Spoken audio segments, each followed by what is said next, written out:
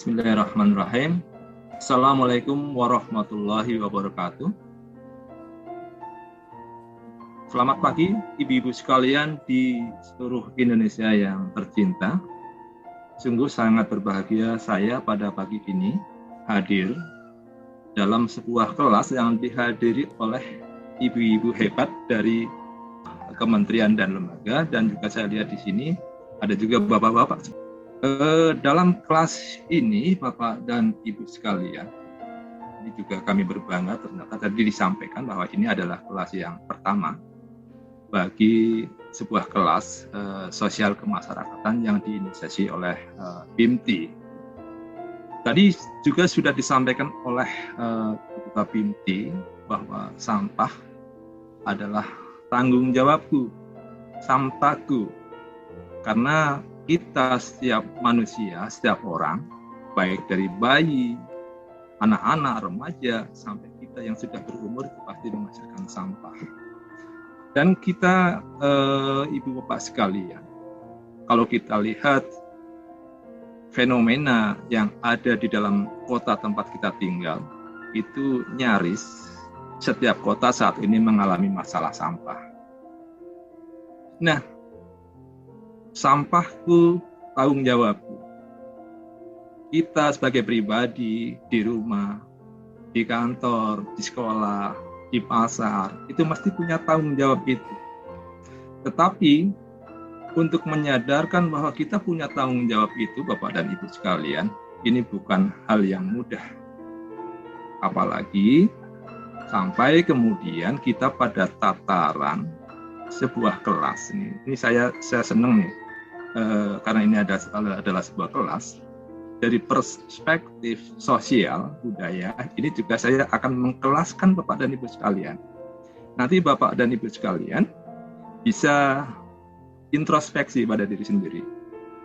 Ada di posisi mana, di kelas mana dalam hal perilaku mengelola sampahnya. Baik, Bapak dan Ibu sekalian, saya coba share apa yang ingin kita diskusikan pada pagi menjelang siang ini. Nah, Bapak Ibu sekalian nih, ini ngomong-ngomong ini tentang sampah ini, Bapak dan Ibu sekalian, sebenarnya sudah kelas berapa sih? Ayo, mari kita introspeksi pada diri kita masing-masing.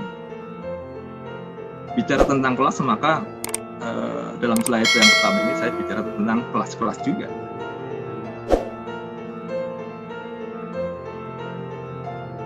Kelas 0. Kita ingat anak-anak kita dulu ada PAUD, ada kelas 0 itu. Kelas 0 itu perilaku seperti apa sih gitu. Kelas 0. Nah, nih buang sampah sembarangan. Perilaku seperti yang kita lihat dalam slide ini misalnya. Kadang kita lihat di jalanan, berkendaraan mobil di depan kita, tisu, botol dibuang begitu saja. Kemudian ada kita lihat orang merokok, puntungnya dibuang begitu saja. Makan permen, makan makanan kecil di tempat-tempat umum, dibuang begitu saja. Kemudian juga ada orang yang membuang sampah di selokan, di sungai, dan di tempat-tempat lain. Ini tentu Bapak Ibu sekalian ini sangat membahayakan dan mengotori lingkungan Bapak Ibu sekalian.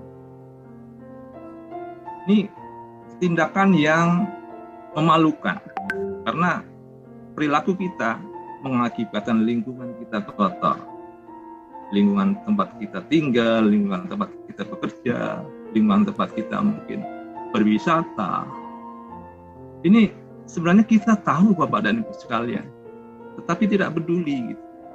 Tidak peduli. Ini kelas 0. Kelas membuang sampah sembarangan. Saya yakin ibu-ibu sekalian dan bapak-bapak sekalian yang hadir dalam webinar ini udah lewatlah kelas ini ya. Tidak lagi membuang sampah sembarangan. Nah, perilaku ini Bapak Ibu sekalian, ini masih banyak kita temui di masyarakat kita. Kemudian ini perlu kita naikkan kelasnya jadi kelas 1 Bapak dan Ibu sekalian. Kelas 1 itu apa? Kelas 1 adalah menempatkan barang buangan kita, sampah kita itu pada tempatnya. Seperti ini gambarnya. Ini sudah timbul karakter yang penuh tanggung jawab. Dengan hal ini, dengan perilaku ini, maka lingkungan akan menjadi bersih. Kalau kita lihat di berbagai negara yang sudah establish mengolah sampahnya, pasti bersih. Karena setiap jiwa, setiap orang di rumah, di kantor, di jalan, di mall, di tempat wisata itu nggak sembarangan membuang sampahnya. Pasti membuang sampah ke tempatnya. Nah, barangkali ini ibu-ibu sekalian, bapak-bapak sekalian, sebagian besar sudah ada pada kelas 1 gitu. Pada kelas 1. Tapi juga barangkali ada yang kadang dominannya seperti itu. Kadang-kadang ada juga ketika di tempat-tempat umum itu masih membuang sampah sembarangan. Nah, meningkatkan strata kelas kita atau masyarakat mau membuang sampah pada tempatnya juga bukan main sulitnya. Singapura misalnya, Bapak dan Ibu sekalian, itu kampanye membuang sampah pada tempatnya itu sejak tahun 1969. Saat saya lahir itu mereka sudah mengkampanyekan itu. Terbukti sekarang sudah bersih.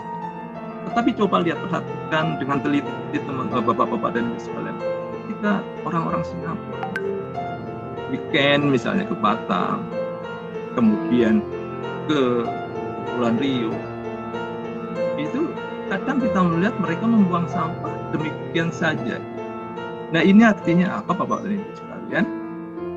Secara perilaku, secara kejiwaan, mereka belum berubah. Gitu. Mereka berubah itu karena di sana memang hukumnya ketat, ya. Dan kalau membuang sampah itu juga dikenakan denda kalau ketahuan. Gitu. Jadi untuk merubah perilaku ini demikian butuh waktu. Nah, kemudian setelah kita pada kelas dengan sadar bahwa kalau kita punya sampah kita buang pada tempatnya, maka kita tingkatkan kelasnya menjadi mau memilah sampah sesuai dengan kelompoknya. Ini pekerjaan multi years karena yang diubah adalah perilaku, mindset, mental kita dan Bapak Ibu sekalian. Nah, kalau ini tidak didasari kesadaran bahwa sampah adalah merupakan barang yang berguna, sampah itu sumber daya, maka akan sulit kita mengajak diri sendiri maupun orang lain untuk memilah sampah sesuai dengan jenis-jenisnya. Karena kita nggak paham. Setelah kita pilah, sampahnya mau diapakan kita nggak paham. Nah, kemudian kalau sudah pada kelas ini, kita bisa tingkatkan kelasnya jadi kelas 3. Kelas 3.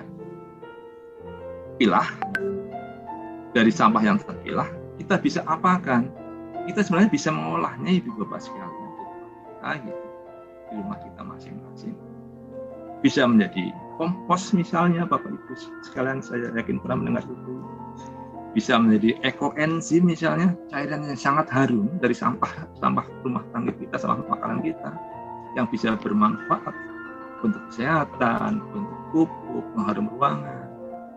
Ekoenzim itu misalnya, atau pupuk organik cair untuk pupuk tanaman. Kemudian menjadi handicraft misalnya, kerajinan tangan, ya. Nah, ini Bapak Ibu sekalian, kalau sudah sampai pada tahap ini adalah menurut yang saya baca dari penelitian sosial teman S3 saya, ini sudah sampai pada kesadaran spiritual, Bapak dan Ibu sekalian. Kesadaran spiritual. Tanpa kesadaran ini, kita nggak akan sampai pada kelas 3 ini. memelihara warisan anak cucu, ya. Dengan mengolah sampah itu kan sebenarnya kita menjaga alam. Nah, kalau alam kita jaga, alam akan lestari, maka Tuhan kita akan jaga kita juga. Gitu. Kalau alam kita rusak, alam kita cemari, akibatnya bencana akan menimpa kita juga, Bapak Ibu sekalian. Nah, dari kelas 0, kelas 1, kemudian kelas 2, kelas 3 ini Bapak dan Ibu, sini banyak Ibu nih, ini bisa introspeksi pada posisi mana saat ini Bapak dan Ibu berada. Dan kelas 3 ini bisa menjadi kelas plus juga gitu. Misalnya dengan tata kelola makan di rumah. Bagaimana meminimasi sampah. Kalau minimisasi sampah itu adalah upaya Bapak dan Ibu sekalian, upaya bagaimana kegiatan kita agar sampah, agar sampahnya berkurang gitu. Kalau yang kelas 2 dan kelas 3 adalah ketika sampahnya sudah timbul. Tapi bagaimana agar sampah yang kita hasilkan setiap harinya berkurang, itu juga ada tata caranya. Tapi tidak saya sampaikan pada sesi ini karena ini terbatas juga satu jam gitu. Nah, ini misalnya dengan tata cara pengolahan paling gampang adalah food waste, sampah makanan di dapur kita. Di mana ini isu sekarang ini kan berkembang. Indonesia itu penyumbang sampah makanan terbesar di dunia, nomor 2 Ibu sekalian. Seperti sampah plastik juga nomor 2. Ini prestasi yang memalukan sebenarnya itu. Nah, ini bisa kita minimisasi. Kemudian juga dengan menggunakan barang-barang yang bisa direuse gitu, sekalian. Misalnya dengan lunchbox, tidak lagi memakai styrofoam box untuk makanan, dengan tas belanja yang bisa kita pakai pulang. Ya. Ini adalah upaya-upaya dalam rangka meminimkan sampah yang kita hasilkan. Ini kelas 3 plus nih Bapak dan sekalian. Baik, ini tentang ini memang tentang perubahan medis.